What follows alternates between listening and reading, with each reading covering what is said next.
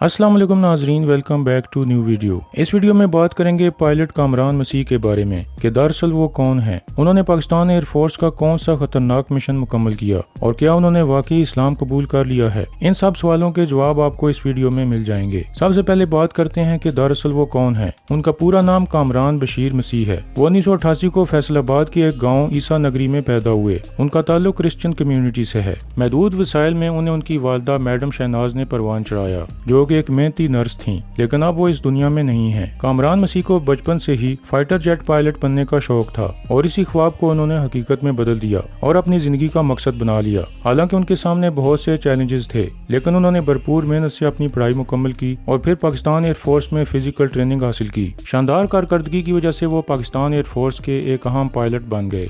उन्होंने कई fighter jet महारत से उड़ाए, जिनमें JF-17 थंडर भी शामिल है। 2025 में वो तरक्की करके ग्रुप कैप्टन बन गए। ग्रुप कैप्टन का रैंक मिलना इस बात का सबूत है कि वो टेक्निकल और स्ट्रेटेजिक सलाहियतों में माहिर हो चुके थे। फिर दिन आया 10 मई 2025 का। कामरान बशीर मसीह को एक निहायत अहम और खतरनाक मिशन सौंपा गया। इस मिशन में उन्होंने इंडियन ऑक्युपाइड कश्मीर में मौजूद राजौरी मिलिट्री बेस को टारगेट करना था और उसे तबाह करना था। ये काफी खतरनाक मिशन था, जिसके लिए बहुत महारत दरकार थी। तो इस तरह कामरान मसीह JF-17 थंडर के साथ अपने मिशन पर रवाना हो गए। उन्होंने न सिर्फ टारगेट को ठीक निशाने पर बम मारे, बल्कि इंडिया के एक राफेल तैयारे को भी गिरा दिया। मिशन मुकम्मल करने के बाद वो बाहिफाजत वापस पहुंच गए। इस मिशन के बाद तमाम टेलीविजन स्क्रीन पर कामरान मसीह का नाम गूंजने लगा और हर तरफ उनकी बहादुरी और महारत की तारीफें होने लगी। ये पाकिस्तान की हिस्ट्री में पहली दफा था कि एक क्रिश्चियन ऑफिसर पायलट ने ऐसा मार्का सरंजाम दिया था। इसके बाद जब वो घर जाने के लिए लाहौर इंटरनेशनल एयरपोर्ट पर उतरे तो हजारों पाकिस्तानियों ने उनका इस्तकबाल किया